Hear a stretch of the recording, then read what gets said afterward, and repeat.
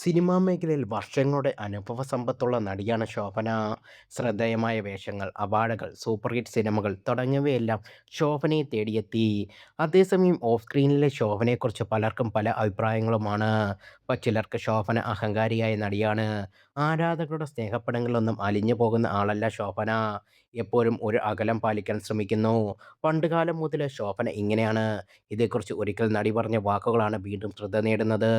അഭിനേത്രി എന്ന നിലയിൽ ഈഗോയെ പറ്റിയിട്ടില്ല. എന്നാൽ മറ്റൊരു തരത്തിൽ ഈഗോ ആവശ്യമാണെന്ന് ഇന്ന് ശോഭന പറഞ്ഞിട്ടുണ്ട്.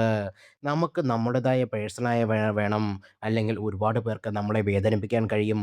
നമ്മൾ വെറുതെ ലിഫ്റ്റിൽ പോയിക്കൊണ്ടിരിക്കുമ്പോൾ നമ്മൾ സംസാരിച്ചില്ലെങ്കിൽ ആളുകൾ കണ്ടുപോകുന്ന വിധം എന്തൊരു ഗമേ എന്ന് പറയും. നമുക്ക് ആൾക്കാരെ നോക്കി പോകാൻ പറ്റുമോ?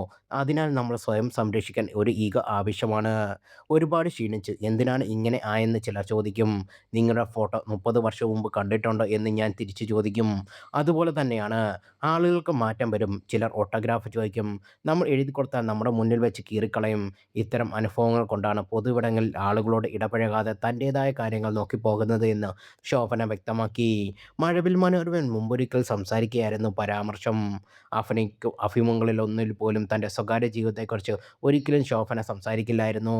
ഈ അടുത്ത കാലത്ത് മകളെക്കുറിച്ച് പോലും സംസാരിക്കാൻ തുടങ്ങിയത്. സ്വകാര്യത കാര്യത്തിൽ വിട്ടുവീഴ്ച ചെയ്യാൻ ഒരിക്കലും ശോഭന തയ്യാറായിട്ടില്ല.